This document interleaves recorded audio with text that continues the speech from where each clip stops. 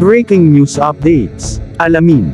Boxing, martial ang nanaglaban sa Vietnamese sa Asia. Dennis Gasgonia, ABS-CBN News. Nagdiwang si Felix Yumir Marcial matapos manalo laban kay Man Quang Nguyen. PSC nakarating ang Pinoy boxer na si Yumir Marcial sa quarterfinals ng men's boxing competition nang talunin ang kanyang Vietnamese counterpart sa 19th Asian Games sa Hangzhou Gymnasium sa China noong Biyernes. Inulit ng Tokyo Olympic bronze medalist laban sa perennial opponent na si Man Quang Nguyen, na pinatay ang Vietnamese, 5-0, sa men's 80 kilo division.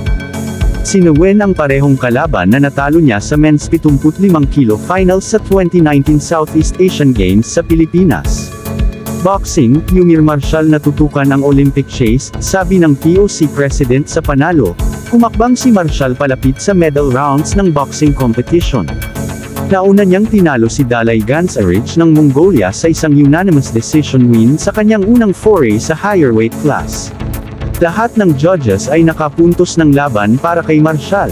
Samantala, ang Pinoy heavyweight na si John Marvin ay naputol ng kanang kamay patungo sa stoppage loss kay Jong Jae-min ng South Korea sa quarterfinal round ng 72 kilo class.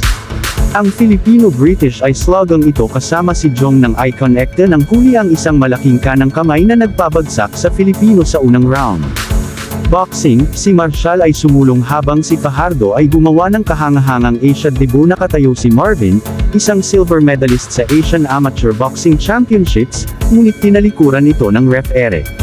Boxing, paalam sa ka-finals pagkatapos ng matinding panalo. ABS-CBN News na post noong ika-30 ng Setyembre taong 2023. Ang Filipino boxer na si Carlo Paalam sa aksyon laban kay Aldam Suguro ng Indonesia sa 54 na kilo final match ng 2023 Southeast Asian Games na ginanap sa Kroi Chang Var Convention Center sa Phnom Penh, Cambodia noong ika-14 ng Mayo taong 2023.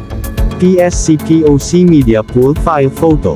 Ang Filipino boxer na si Carlo Paalam sa aksyon laban kay Aldam Suguro ng Indonesia sa 54 na kilo final match ng 2023 Southeast Asian Games na ginanap sa Kroi Chang Var Convention Center sa Phnom Penh, Cambodia noong ika-14 ng Mayo taong 2023. PSC-POC Media Pool File Photo. Binago ang silver medalist ng Tokyo Olympics na si Carlo Paalam ay umabant sa quarterfinals ng men's 57 kilo weight class matapos ang isa pang mahigpit na panalo laban sa isang mas matangkad na karibal. Nahak ni Paalam ang split decision na tagumpay laban kay Munerbek Seyitbek Oulu ng Kyrgyzstan sa round of -16 sa 19th Asian Games, Sabado sa HC Gymnasium sa Hangzhou, China. Matapos dominahin ang opening round, naitulak si Paalam sa limitasyon sa pangalawa habang sinimulang ipilit ni Seyitbek Oulu ang kanyang haba laban sa Filipino fighter. Sa isang must-win third round, sinubukan ni Paalam ang kanyang makakaya upang isara ang distansya at aitag ang kanyang kalaban para makakuha ng mga puntos. Sa kalaunan ay nakuha niya ang tangunang 4 sa 5 hurado upang matiyak na magpapatuloy ang kanyang kampanya sa Asian Games. Matalino ring maglaro. Ginagamit yung tangkad at experience niya, said Paalam of his opponent, who was a bronze medalist in this year's World Championships in Tashkent, Uzbekistan. Doon kami nagbe-based sa skill at sa style. Matalino talaga. Ang resulta ni Paalam ay isang boost para sa Philippine boxing team matapos yumuko sina Nesday Petesio at John Marvin sa pagtatalo noong Biyernes. Boxing, inilipat ni Nesday Petesio ang atensyon sa World Qualifying Tournament Boxing. Marcial ang nanaglaban sa Vietnamese sa Asia. Nahulog si Petesio laban sa karibal ng Chinese Taipei sa Asian Games. Makakaharap ni Paalam si reigning world champion Kulokov Abdumalik ng Uzbekistan sa quarterfinals.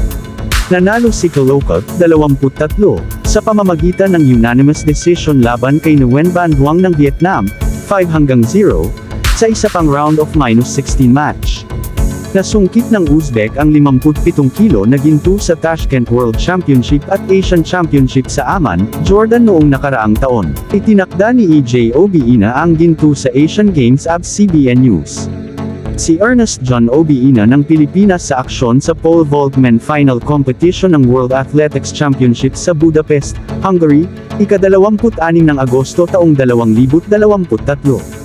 Maliban sa anumang hindi inaasahang pangyayari, inaasahang maghahatid ng unang gintong medalya ng Pilipinas sa 19th Asian Games sa Hangzhou, China sa Sabado ang pinakamahusay na pole vaulter ng Asia na si Ernest John Obiina. Si Obiina, ang napakalaking paboritong manalo sa pole vault gold sa Asiad, ay inaasahang papawiin ng oposisyon sa event na nakatakda sa 7:05 PM sa Hangzhou Olympic Sports Center. Ang layunin ko ay manalo sa Hangzhou. That's the goal, ani Obiina sa nakaraang panayam. Ang 27 anyos na si Obiina, na nabawi ang number 2 rank sa mundo kasunod ng kanyang runner-up finish sa world champion na si Armando Duplantis sa 2023 Diamond League sa Eugene, Oregon halos 2 linggo na ang nakalipas, hawak ang Asian record na 6 na metro. 2 beses nakamit ni Tay ang tagumpay sa Budapest noong Agosto at Norway noong Hunyo. Si EJ Obiina ay pumwesto sa ikalawa sa Diamond League Finals habang si Duplantis ay nagtatakda ng bagong record gayunpaman, hindi pagmamay-ari ni Obiina ang Asian Games record. Ang pagkakaibang iyon ay kay Japanese Seito Yamamoto, na tumalon sa taas na 5.75 metro noong 2018 Jakarta Palembang Asian Games. Ang Filipino pole vaulter, na nagpapagaling mula sa isang ACL injury noong panahong iyon, ay pumwesto lamang sa ikapito sa edisyong iyon habang siya ay nagpupumilit na makahanap ng anumang uri ng ritmo. Nagpatuloy siya sa paglukso ng 5.45 metro lamang. Tayunin ni Obiina na magbayad laban sa 31 anyos na si Yamamoto, na ayon sa Japan Running News, ay magkakaroon ng isa pang tour of duty para sa Japan sa Asiad. Ang pinakamahusay na pagpapakita ni Yamamoto ngayong season, gayunpaman, ay 5.60 lamang ang ginawa niya sa Lano Halid Athletisme de Metz sa France noong Pebrero. Yamamoto kasama ang 3 Chinese pole vaulter ay nasa field. Ito ang pagkakataon para sa ating mga Pilipinong atleta na ipakita kung ano ang mayroon tayo, sabi ni Obiina, na magkakaroon din ng pagkakataong wakasan ang 3 dekada na tagpuyot ng bansa sa Asiad, kung saan napanalunan ang huling medalya mula sa athletics, ni Elma Muros, na nakakuha ng bronze sa women's long jump event. Nananatiling mataas ang pag-asa ng PSC sa tsansa ng PH sa medalya sa Asiad, desidido kami na mag-ambag sa kampanya ng Philippine team.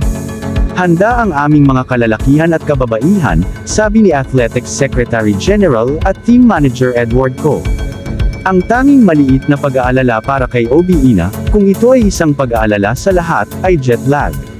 Nagpapagaling si EJ mula sa jet lag pagkatapos dumating ilang araw na ang nakalipas mula sa isang kompetisyon sa Oregon, USA. Ngunit siya ay isang veterano. Gagawin niya ang dapat niyang gawin pagdating sa finals bukas ng gabi sa pole vault, sabi ni Athletics Chief Terry Capistrano.